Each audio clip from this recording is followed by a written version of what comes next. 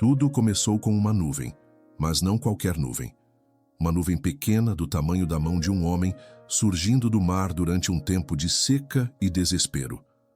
O profeta Elias, em profunda oração sobre o Monte Carmelo, mandara seu servo olhar 7 vezes para o horizonte, e foi só na 7ª que ele viu a promessa no céu. Eis que do mar sobe uma nuvem, pequena como a palma da mão de um homem. Reis, capítulo 18, versículo 44. Aquela nuvem trouxe chuva e vida a uma terra exausta, mas também revelou na profecia viva da tradição o rosto de uma mulher que viria séculos depois. Os santos doutores a reconheceram, Maria, pequena, oculta, mas portadora do Messias, a fonte de toda a graça. Naquela imagem profética já habitava o mistério de Nossa Senhora do Carmo. Antes mesmo de nascer, já era anunciada como esperança silenciosa em meio ao deserto. Essa senhora surgiria não apenas para acalmar o céu, mas para consolar a alma humana em suas secas mais profundas: perda, medo, culpa, abandono. E um dia, como veremos, ela deixaria um sinal concreto sobre o peito dos seus, não como adorno, mas como abrigo, como aliança. Um simples pedaço de tecido, mas com o peso de uma promessa eterna. Essa história não é apenas sobre símbolos sagrados, é sobre uma presença que jamais nos abandona. É sobre uma mãe que se antecipou às nossas dores, que enxuga lágrimas com as próprias mãos e que com seu escapulário marrom ainda hoje veste os que choram com consolo e proteção. Nesta narrativa, vamos seguir o rastro dessa nuvem até encontrarmos a mão de Maria sobre nossos ombros. Se o seu coração carrega o nome de alguém que se afastou da fé, ou se você mesmo precisa sentir novamente a certeza de que não está só, esta história é para você.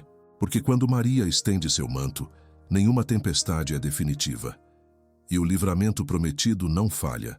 O Monte Carmelo, em sua imponência silenciosa voltada para o mar, já era solo de revelações muito antes de qualquer devoção mariana ser pronunciada com os lábios. Foi ali, naquele cenário austero e sagrado, que o profeta Elias, um homem inflamado pelo zelo do Senhor, confrontou os falsos profetas e clamou pela volta da chuva num tempo de aridez extrema. Em resposta à sua oração perseverante, uma imagem singela e poderosa apareceu no horizonte, e eis que do mar subia uma nuvem pequena como a mão de um homem. Reis, capítulo 18, versículo 44. Aquela nuvem, embora minúscula aos olhos humanos, carregava em si a esperança de um povo inteiro. Ela não apenas trouxe a chuva, mas na visão espiritual da Igreja, carregava profeticamente o anúncio da Mãe de Deus. Desde os primeiros séculos do cristianismo, os santos doutores perceberam nessa pequena nuvem uma prefiguração de Maria. São Metódio, no século IV, falava dela como sinal da Virgem que traria ao mundo a verdadeira chuva da salvação. Santo Ambrósio via nessa imagem a Imaculada, surgida da humanidade como algo discreto, mas cheia da plenitude divina. Séculos depois, São Alberto Magno a descreveria poeticamente como pequena na humildade, mas cheia de graça. Uma flor que brota no silêncio, mas que transforma tudo ao seu redor. A nuvem era pequena, mas cobriu os céus. Maria era oculta, mas traria o Salvador. O monte que viu o fogo do céu cair pelas mãos de Elias agora se tornava jardim fértil para uma promessa maior, o ventre da Virgem.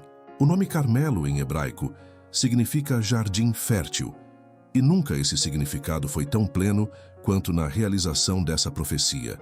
A nuvem prefigurava a maternidade espiritual de Maria, que se elevaria sobre os mares da humanidade não para castigar, mas para fecundar corações ressequidos pela dor e pela ausência de Deus.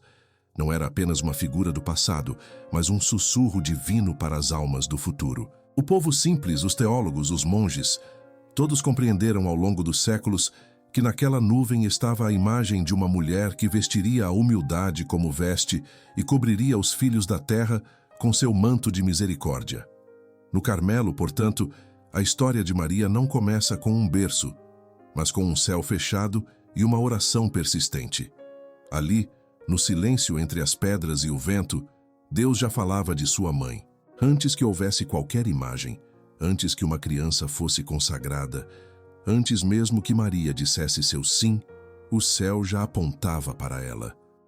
A devoção a Nossa Senhora do Carmo não nasceu da emoção ou da arte, mas da contemplação profética que reconhece na história sagrada os sinais de um amor que se antecipa.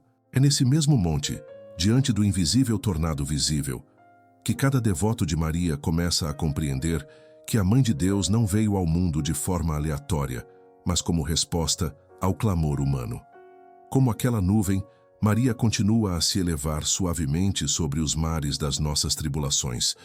E como Elias, somos chamados a esperar 7 vezes, se for preciso, até que o sinal da promessa apareça. Porque onde há uma mãe, há sempre esperança de chuva. E onde Maria é invocada, a graça não tarda. Na mesma terra onde Elias invocara fogo do céu, séculos depois, homens também inflamados pelo desejo de Deus buscariam refúgio e sentido. O Monte Carmelo, agora sagrado pela memória profética, tornou-se abrigo para eremitas latinos no fim do século XII. Homens que, após as cruzadas, não voltaram à glória, mas escolheram o silêncio. Eram penitentes e buscadores da face divina. Junto à fonte de Elias, formaram uma pequena comunidade vivendo em grutas, celas e tendas, mas sobretudo vivendo da oração. Ali, longe dos barulhos do mundo, brotava algo novo, um jardim no deserto. Esses primeiros carmelitas não estavam interessados em fundar uma ordem. Viviam como irmãos reunidos pela fé em Jesus Cristo e pela inspiração silenciosa de Maria. Eram pobres, austeros, obedientes. Suas vestes eram simples, sua alimentação modesta, e seu maior tesouro era o tempo passado na presença de Deus. No centro de suas celas, levantaram uma capela dedicada à Virgem. E ali, no coração da vida escondida, floresceu o que seria conhecido para sempre como o Carmelo, lugar onde Maria é tudo, e tudo leva a Maria. Foi por isso que o povo começou a chamá-la de Flor do Carmelo, não apenas por ser a mais bela do jardim, mas porque sem ela, o Carmelo não existiria. A terra era dura, o clima inclemente, a insegurança constante. Ainda assim, aqueles eremitas persistiam. Eles tinham Maria por mãe e por padroeira. Era a ela que consagravam seus dias, suas fadigas e suas esperanças.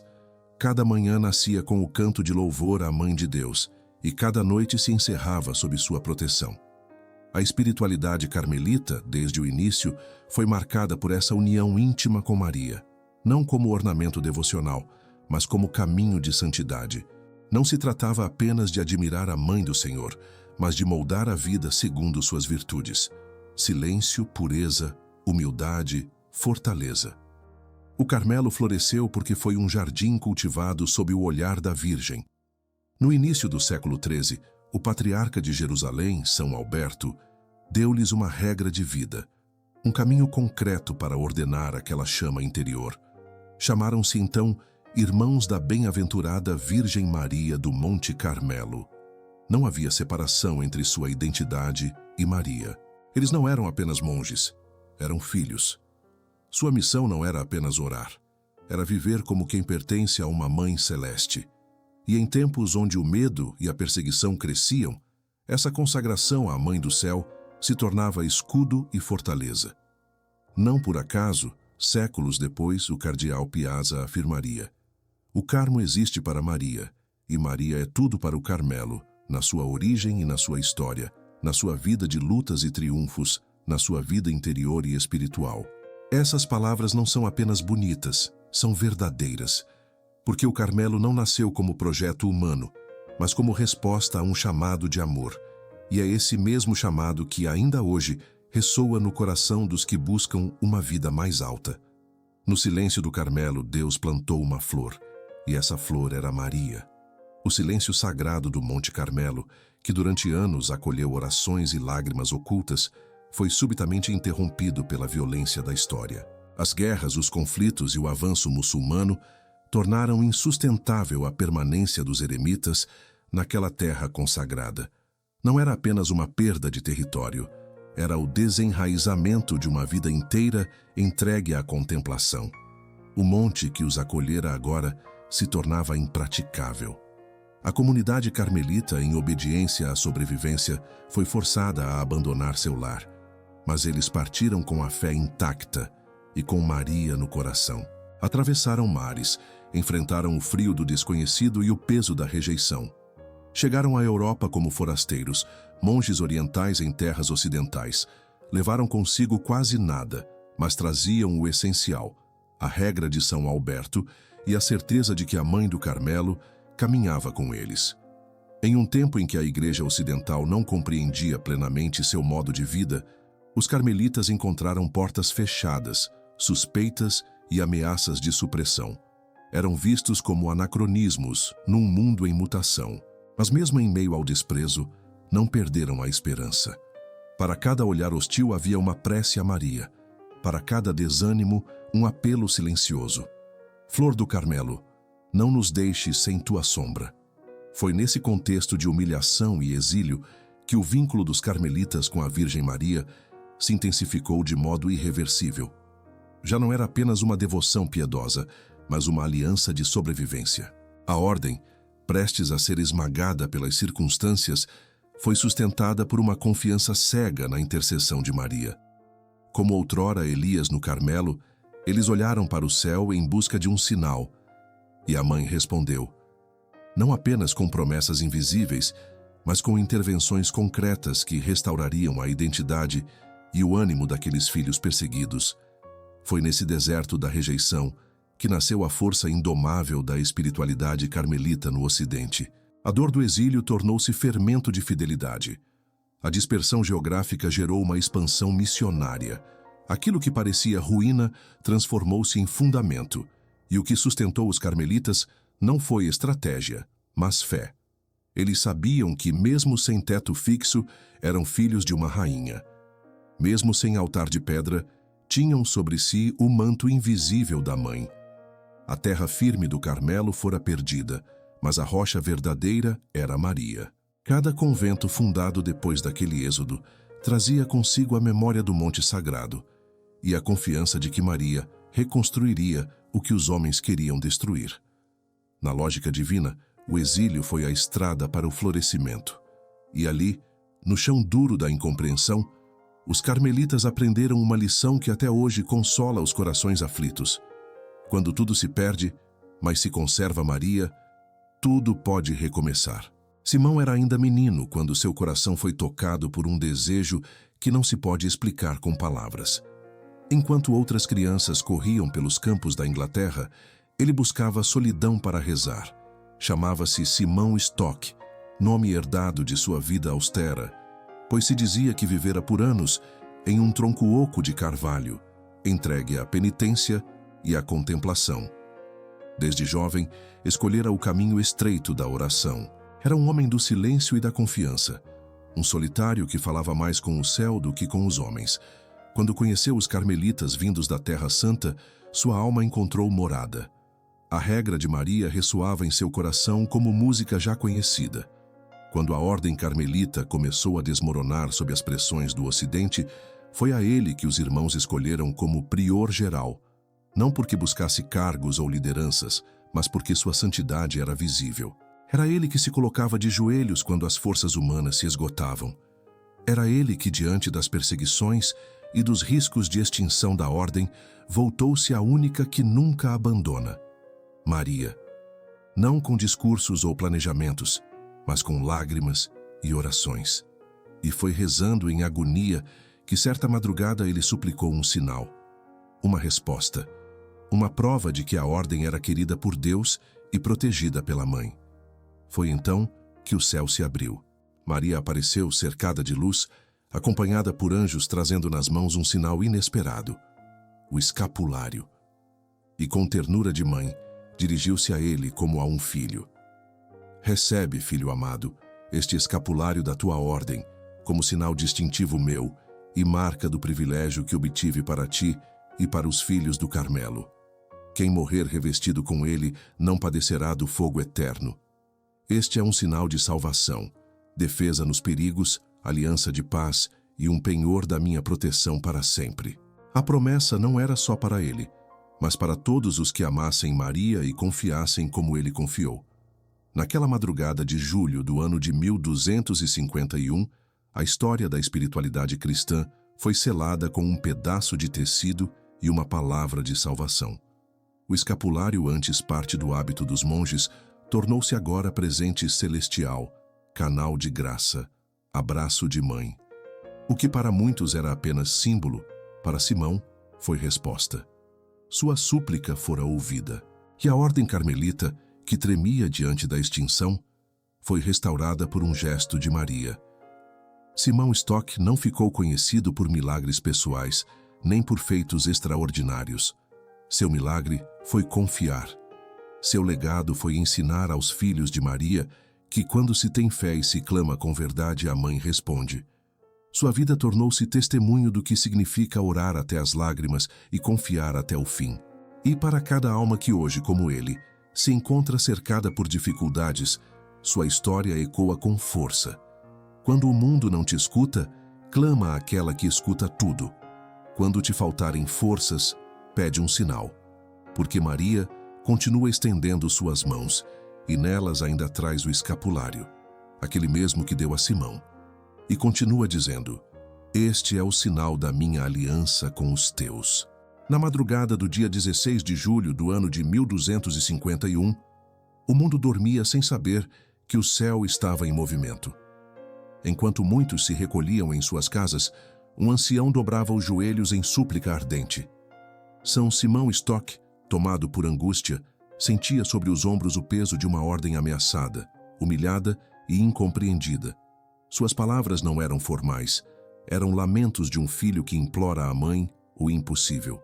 Em lágrimas recitava, flor do Carmelo, vide frutuosa, esplendor do céu, virgem fecunda e singular, mãe terna, intacta a nenhum homem conhecida, aos teus filhos do Carmelo, dá teus privilégios, ó estrela do mar. Era mais que uma oração. Era um clamor que atravessava o tempo e tocava o coração de Maria. E então ela veio, não como em pinturas ou sonhos vagos, mas real e gloriosa, envolta em luz e acompanhada por anjos. Seus olhos não traziam julgamento, mas consolo. Em suas mãos um objeto singelo, mas cheio de sentido, o escapulário. 2 peças de tecido marrom unidas por tiras, como parte do hábito dos carmelitas. E naquele gesto maternal, ela se inclinou até o filho aflito e lhe disse com voz de eternidade, recebe, filho amado, este escapulário da tua ordem, como sinal distintivo meu, e marca do privilégio que obtive para ti e para os filhos do Carmelo. Quem morrer revestido com ele, não padecerá do fogo eterno. Este é um sinal de salvação, defesa nos perigos, aliança de paz e um penhor da minha proteção para sempre. A promessa era clara. Não se tratava de um amuleto, mas de um selo, um sinal visível da aliança invisível entre Maria e seus filhos. Um lembrete diário de que a Mãe do Céu não abandona os que se colocam sob sua proteção. O escapulário tornava-se ali sacramental de confiança e entrega. Era como se Maria, ao oferecê-lo, dissesse, estou contigo na tua dor. Leva sobre teu coração este sinal, e em qualquer perigo eu te acompanharei. Não era uma garantia mágica, mas uma promessa de intercessão e presença constante. A partir desse momento, o escapulário passou a ocupar um lugar central na vida carmelita e na espiritualidade de incontáveis fiéis. Representava a pertença, a consagração, o compromisso. Carregá-lo sobre o peito era, e ainda é, dizer com o corpo o que o coração crê. Sou teu, ó Mãe. E a iconografia que atravessou os séculos começou a retratar Nossa Senhora do Carmo com o menino Jesus nos braços e o escapulário nas mãos, estendido em direção ao povo, como uma ponte entre o céu e a terra, como um manto que envolve e transforma. Não há imagem mariana mais clara em sua missão: acolher, cobrir, proteger. Com aquele gesto, Maria selou sua aliança com todos os que, como Simão Stock, vivem entre angústias e esperanças. E essa aliança não conhece fronteiras, não depende de merecimentos, mas apenas de um coração que se abandona aos seus cuidados. O escapulário, dado naquela aparição, não é passado, é presente eterno. É um tecido de salvação que continua sendo entregue a cada filho que se volta a ela. E quem o veste com fé nunca está sozinho. Vestir o escapulário é mais do que carregar um sinal visível de devoção. É assumir uma aliança.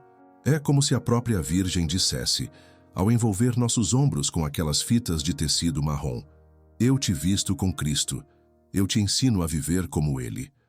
O escapulário não é um adorno, tampouco um talismã. Ele é uma veste espiritual, um compromisso diário. Ao colocá-lo sobre o peito, o fiel declara: sou filho de Maria, quero viver sob sua proteção, desejo imitá-la. É uma consagração silenciosa que se repete a cada manhã ao vesti-lo e a cada noite ao deitá-lo sobre o peito com confiança. A Igreja, em sua sabedoria, sempre alertou: o escapulário não é um sinal mágico de salvação. Não dispensa a vida cristã, não substitui os sacramentos, não anula a necessidade da conversão. O que ele oferece é mais profundo. Um lembrete constante das promessas do Evangelho. Um convite a viver em estado de graça, um chamado à fidelidade. Usá-lo piedosamente é aceitar o desafio de viver como Maria viveu, na obediência a Deus, na humildade silenciosa, na caridade que serve, na pureza que ama sem possuir. O Papa Pio XII o chamou de hábito de Maria.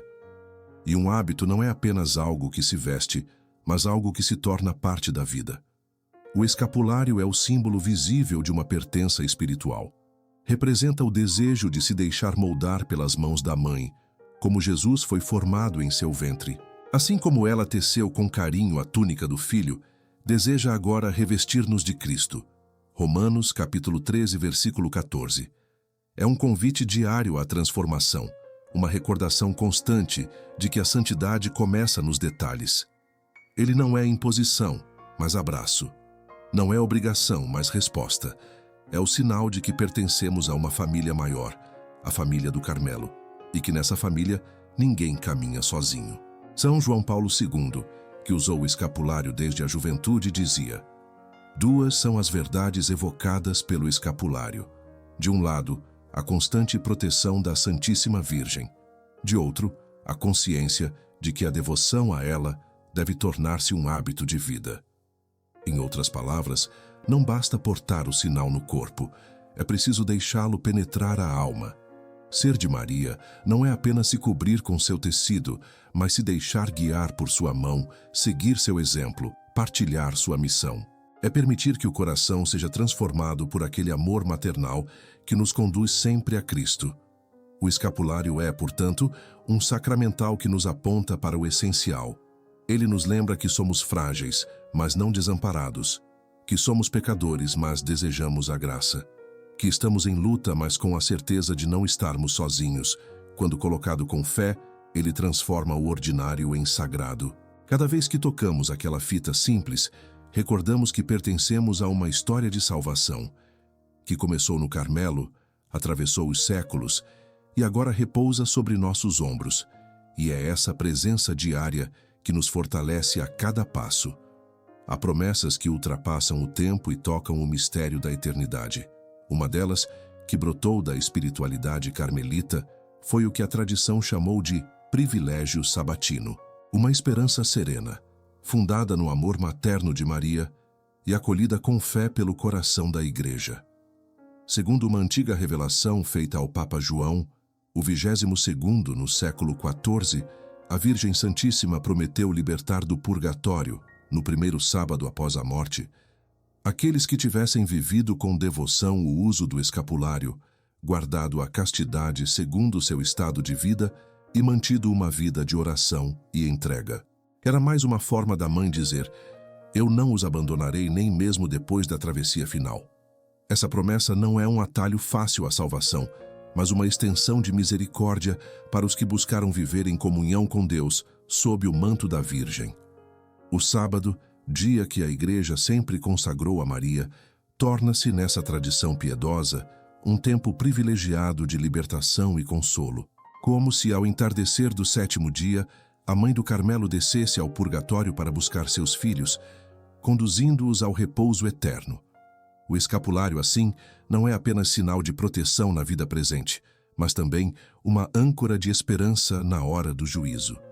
A Igreja, com a prudência que lhe é própria, acolheu essa tradição com reverência, sem transformá-la em doutrina obrigatória, mas autorizando que fosse ensinada piedosamente. Em 1623, a Sagrada Congregação confirmou que era lícito pregar o privilégio sabatino, desde que sua explicação permanecesse fiel à doutrina cristã e ao sentido da penitência, da graça e da purificação.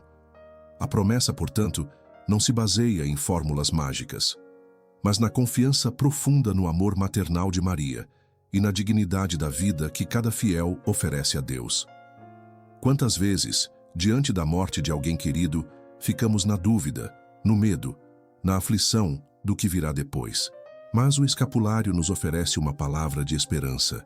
Ninguém que se confia verdadeiramente a Maria morre desamparado.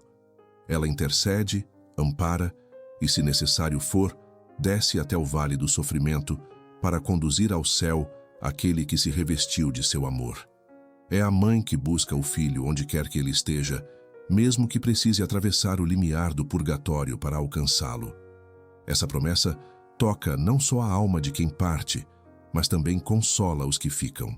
Porque saber que Maria vela por nossos mortos como vela por nós é um alívio que o mundo não pode oferecer.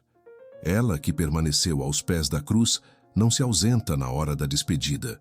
E se nos acostumarmos a chamá-la todos os dias, com o escapulário ao peito, poderemos dizer com confiança no instante final: Mãe, cumpre tua promessa, leva-me contigo. E ela, fiel até o fim, virá. Quando uma promessa nasce no coração de Maria, ela atravessa gerações sem perder sua força. O escapulário do Carmo, dado a São Simão Stock como sinal de proteção e pertença, não permaneceu restrito aos mosteiros. Logo atravessou claustros e chegou às mãos calejadas do povo simples, aos ombros dos doentes, ao peito dos soldados e ao silêncio dos moribundos. A fita marrom que se deitava sobre os ombros tornou-se escudo de quem, mesmo sem saber teologia, sabia confiar. E assim o escapulário passou a ser linguagem universal entre os que amavam Maria, uma resposta concreta à sede de consolo. Foi assim com santos e também com gente anônima. Santa Teresa de Jesus, reformadora do Carmelo, chamava Maria de Senhora do lugar em cada novo convento fundado. Para ela, a presença do escapulário era mais do que devoção, era fundação espiritual. São João da Cruz, seu companheiro na Reforma, encontrava forças para suas noites escuras sob o amparo da Virgem do Carmo. Séculos depois, Santa Teresinha do Menino Jesus, vestida com o hábito carmelita e com o escapulário sobre o coração, afirmaria antes de morrer: Nunca confiei em vão em Maria. Cada um desses santos não apenas usava o escapulário, mas vivia o que ele significava: confiança total, entrega filial, obediência amorosa. Mas não foram apenas os grandes nomes da Igreja que se cobriram com esse sinal. Incontáveis homens e mulheres, em suas rotinas escondidas, experimentaram milagres silenciosos através do uso fiel do escapulário. Histórias de livramentos em acidentes, de conversões inesperadas no leito de morte, de reconciliações impossíveis que se tornaram realidade. Tudo isso começou com um coração consagrado à Mãe e um tecido sobre o peito. Em alto mar, marinheiros o carregavam como última esperança contra tempestades. Em hospitais, mães o colocavam nos filhos doentes. Em trincheiras, soldados o beijavam antes do combate, porque sabiam, ali havia um sinal de presença e de promessa. E se tantos testemunhos surgiram ao longo dos séculos, não foi porque o escapulário tivesse algum poder mágico, mas porque cada pessoa que o usava o fazia com fé viva. Era a fé que movia o céu. Era a confiança que abria portas. Maria nunca prometeu facilidade, mas garantiu presença. E é por isso que tantos, ao olhar para aquela fita simples, reconheciam nela o toque de uma mãe que vigia e cuida. O escapulário se tornava ponte entre o cotidiano e o eterno, entre a fraqueza humana e a força da graça. Ainda hoje, muitos dos que reencontram o sentido da vida espiritual começam por esse gesto pequeno: aceitar o escapulário, como quem volta ao colo da mãe depois de muito tempo. Ele não pesa, não exige discurso, mas fala por si. Sou de Maria. Estou debaixo do seu olhar. E esse reconhecimento muda tudo, porque quem se deixa cobrir por Maria, ainda que viva tempestades, jamais naufraga. Quando os missionários desembarcaram nas terras do Brasil, não traziam apenas livros e sacramentos, traziam também imagens, medalhas e escapulários. O amor à Virgem do Carmo viajou com eles, atravessando mares e culturas, até encontrar solo fértil entre os corações simples deste novo continente. Desde os primeiros séculos da colonização, a devoção à Nossa Senhora do Carmo floresceu com vigor entre indígenas, colonos, escravos e religiosos. Ela não chegou como rainha distante, mas como mãe próxima, e seu escapulário passou a ser mais do que ornamento. Tornou-se refúgio, aliança, esperança. Nas vilas empoeiradas, nas missões do sertão, nas capelas humildes e nas grandes igrejas barrocas, a imagem da Virgem do Carmo se multiplicava, sempre com o menino nos braços e o escapulário estendido. Era um gesto silencioso, mas eloquente. Estou aqui, venham a mim. E o povo respondia. Em cada canto do país, irmandades se formaram, procissões cresceram, e a festa de Nossa Senhora do Carmo tornou-se uma das mais queridas expressões da fé popular. No coração do povo brasileiro, Maria encontrou abrigo, e em troca ofereceu abrigo a todos. A devoção se espalhou pelas ruas e também pelos conventos. No Brasil, a Ordem do Carmo ergueu igrejas de rara beleza, mas seu verdadeiro patrimônio estava no invisível, na confiança que despertava, nas lágrimas que enxugava, nas vocações que inspirava. O escapulário, pequeno em forma, tornou-se grande em significados. Não havia distinção entre ricos e pobres, doutos ou analfabetos. Todos podiam usá-lo. Era o sinal de uma pertença que não se comprava, mas se aceitava com humildade. Era a fé vestida no corpo. Ao longo dos séculos, surgiram testemunhos de graças recebidas, curas inesperadas, conversões surpreendentes. Famílias inteiras passavam de geração em geração o amor à Virgem do Carmo, e o escapulário se tornava herança espiritual. Muitos o recebiam no batismo, outros na hora da morte. Era como se a vida começasse e terminasse sob o mesmo sinal, o tecido da promessa. E não foram poucos os que, mesmo distantes da igreja, mantinham sobre o peito aquele sinal, como último vínculo com Deus, porque no fundo sabiam, se ainda havia o escapulário, ainda havia esperança. Hoje, ao percorrer as cidades e vilarejos do Brasil, ainda se encontram igrejas dedicadas à Virgem do Carmo e fiéis que guardam com carinho o escapulário que receberam na juventude. E para muitos, essa devoção é a única chama que ainda arde em meio à frieza do mundo. Por isso, se você tem alguém que se afastou da fé, alguém que você ama e que parece estar longe de Deus, escreva seu nome nos comentários, confie à Virgem do Carmo. Ela tem pressa em salvar os filhos, e o escapulário que já cruzou oceanos pode hoje atravessar também os desertos do coração. Ao longo dos séculos, a Igreja reconheceu com gratidão a devoção à Virgem do Carmo e ao seu escapulário. E esse reconhecimento não veio apenas por meio de documentos, mas também pelo exemplo dos próprios papas, homens que carregaram sobre os ombros não apenas a responsabilidade de conduzir a Igreja, mas também o escapulário de Maria como filhos confiantes. Entre eles, destacam-se figuras de fé profunda e amor explícito à Mãe do Carmo. O Papa Bento XIII, por exemplo, autorizou oficialmente a imposição do escapulário aos fiéis, reconhecendo seu valor espiritual e seu lugar na vida da Igreja. O Papa Pio X afirmou com clareza: o escapulário carmelita é sinal externo de consagração à Santíssima Virgem, da qual se deve tirar a consequência da comunhão de vida com ela e da imitação de suas virtudes. Era um convite para que o povo não apenas vestisse o sinal, mas deixasse que ele moldasse sua existência. O Papa Pio XII, por sua vez, chamava o escapulário de vestimenta mariana e declarava que ninguém poderá estimar demais este santo hábito. Já o Papa Paulo VI o reconhecia como um sinal eficaz da proteção da Mãe de Deus. E o Papa João Paulo II, que usou o escapulário desde a juventude até seus últimos dias, dizia que ele o acompanhava nos momentos mais difíceis da vida. Mas o reconhecimento da Igreja não se limita aos altares papais. Em tempos de dúvida e confusão, o escapulário se manteve como uma das devoções mais firmes e acessíveis, recomendada por confessores, praticada por santos e reconhecida por concílios e congregações. A Igreja nunca tratou o escapulário como superstição, mas como sinal sacramental, um auxílio da graça para os que caminham na fé. Não substitui os sacramentos, não dispensa a vida virtuosa, mas aponta para o que há de mais belo na tradição cristã, a confiança absoluta na Mãe de Deus.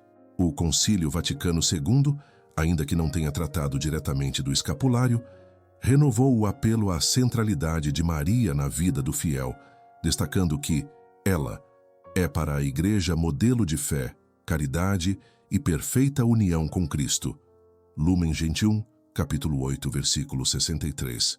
E o escapulário, nesse contexto, permanece como sinal visível desse caminho mariano, um convite à santidade vivido no cotidiano. É por isso que tantos continuam a recebê-lo com fé, a ensiná-lo às crianças, a oferecê-lo aos doentes, a confiar nele como quem segura a mão de Maria. Quando a própria Igreja, por meio dos seus pastores e doutores, se curva diante de um sinal vindo do céu, é porque ali há algo verdadeiro, algo que ultrapassa modas e resistências. E o escapulário, tecido no silêncio do Carmelo e confirmado pela voz dos santos, permanece como uma das pontes mais seguras entre a fraqueza humana e o abraço maternal de Maria. O Carmelo não é apenas uma montanha da Terra Santa, nem um mosteiro escondido entre muros silenciosos. É, sobretudo, um caminho interior, um modo de viver que pode ser trilhado por qualquer pessoa que deseje buscar a Deus com todo o coração. Ao longo dos séculos, a espiritualidade carmelita se espalhou para além das celas monásticas e tornou-se farol para o povo sedento de sentido. É uma espiritualidade feita de silêncio, de escuta, de fidelidade no escondido. E nesse caminho, Maria é a estrela guia. O escapulário que dela recebemos é apenas a porta. O destino é Cristo. A alma carmelita aprende a caminhar no deserto sem medo, porque sabe que no silêncio floresce o encontro com Deus. Aprende a esperar sem desespero, porque sabe que o tempo de Deus é diferente do nosso. Aprende a oferecer as dores sem se revoltar, porque descobre que até o sofrimento, quando vivido com fé, pode ser fecundo. O Carmelo ensina que santidade não é privilégio de poucos, mas vocação de todos. Ensina que não é preciso fugir do mundo, mas transformar o mundo com a luz que nasce da oração. Na escola do Carmelo, Maria não é apenas a mestra, mas também a companheira. Ela ensina a viver em estado de oração, mesmo nas ocupações diárias. Ensina a guardar tudo no coração. Lucas capítulo 2, versículo 19. Ensina a permanecer firme aos pés da cruz quando tudo parece desabar. Sua presença discreta se torna presença constante. E quem se consagra a ela pelo escapulário passa a viver esse mesmo estilo. Presença amorosa, humilde, firme e fecunda.